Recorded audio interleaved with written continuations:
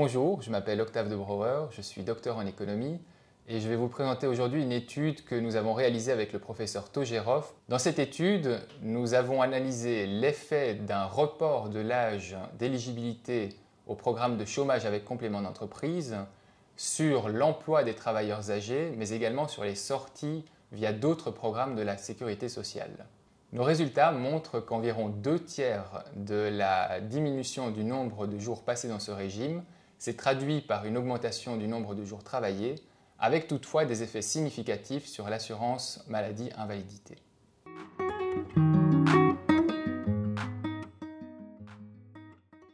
Depuis une vingtaine d'années, augmenter le taux d'emploi est devenu un des grands défis des pays européens. Cet objectif est motivé par une raison fort simple. Le vieillissement démographique, dû à une diminution du taux de fertilité et à une augmentation de l'espérance de vie, fait peser et va encore faire peser dans le futur une charge très importante sur les finances publiques. Et la Belgique n'échappe pas à ce phénomène. Pour donner quelques chiffres, les projections les plus récentes du Bureau fédéral du plan prévoient que les dépenses de sécurité sociale vont passer de 25,7 à 30,1% du PIB entre 2023 et 2050, et ce essentiellement en raison d'une augmentation des dépenses liées au versement des pensions et au remboursement des soins de santé. À cela s'ajoute une particularité du marché du travail belge pour laquelle notre pays s'est longtemps distingué des autres pays européens. Je veux parler ici du faible taux d'emploi des travailleurs âgés.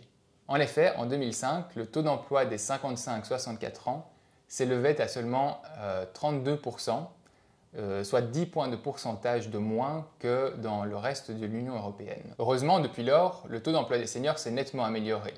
Celui-ci est passé à 58% en 2023 contre 64% dans le reste de l'Union européenne. Cependant, pendant la même période, s'est produit un phénomène inquiétant, à savoir l'augmentation du nombre de personnes qui quittent le marché du travail via le régime d'incapacité de travail. Pour donner encore quelques chiffres, le taux d'invalidité des personnes âgées entre 50 et 64 ans est passé de 13% à 23% entre 2005 et 2021. Ainsi, si l'objectif est d'améliorer encore l'insertion des seniors sur le marché du travail, il est essentiel de se poser avant tout la question de ce qui a pu provoquer une si forte augmentation de leur taux d'invalidité.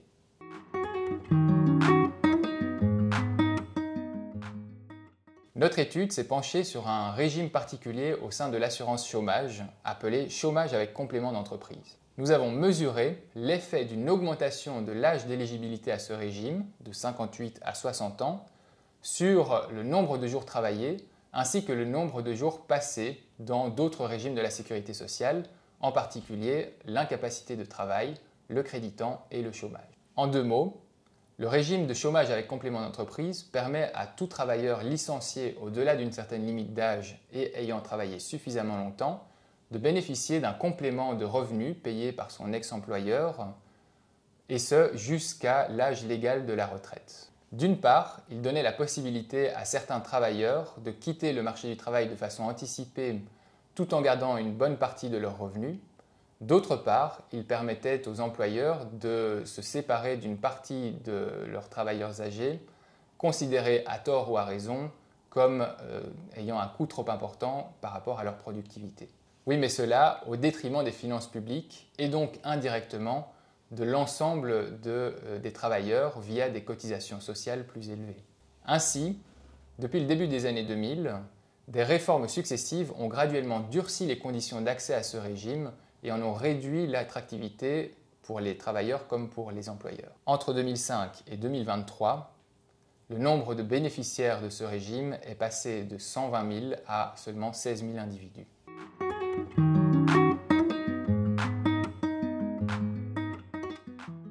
Nous avons utilisé des données administratives de la sécurité sociale au niveau individuel et avons exploité une réforme mise en place le 1er janvier 2008 lors de laquelle l'âge d'éligibilité à ce régime est passé de 58 à 60 ans. Les données utilisées ici nous permettent de suivre chaque individu dans le temps à travers les emplois et à travers leur éventuel passage par les différents programmes de sécurité sociale tels que l'incapacité de travail, le chômage, le créditant, etc.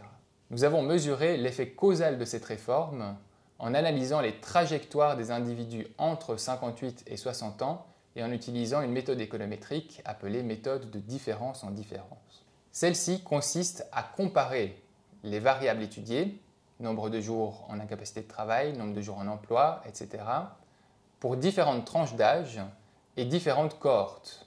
En particulier, les individus qui, étant nés avant 1950, ont pu bénéficier de ce régime à partir de 58 ans, et les individus qui, étant nés après 1950, n'ont pu bénéficier de ce régime qu'à partir de 60 ans.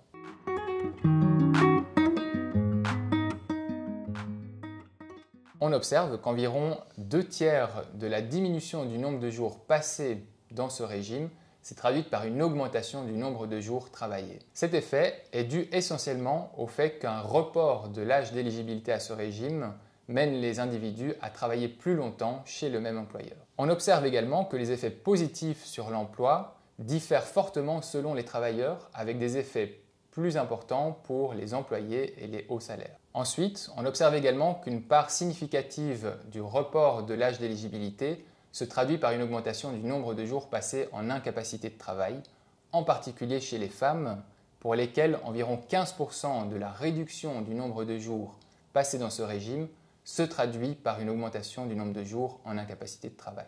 Chez les hommes, nous observons plutôt un effet de substitution avec l'assurance chômage générale, avec toutefois des effets significatifs sur l'incapacité de travail dans les emplois à bas salaire et dans les contrats d'ouvriers.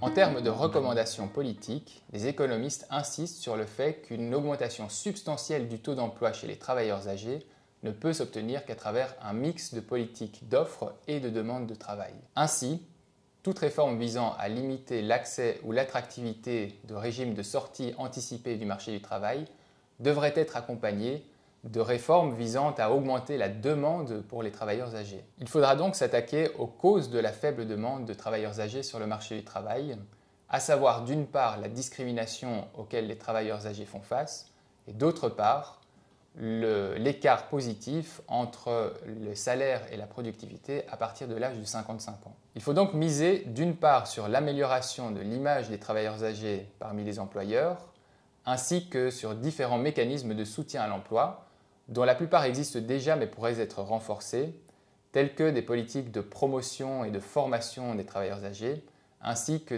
une réduction des cotisations patronales à partir d'un certain âge. En ce qui concerne l'assurance invalidité, il faudra encourager davantage la prévention des risques sur le lieu de travail en incitant les employeurs à adapter le lieu de travail aux besoins spécifiques des travailleurs plutôt que l'inverse. Cela peut se faire via des obligations légales ou bien via des incitants financiers, comme par exemple la mise en place d'un mécanisme qui ajusterait le montant des cotisations patronales au nombre d'employés en incapacité de travail dans l'entreprise, comme cela se fait déjà aux Pays-Bas.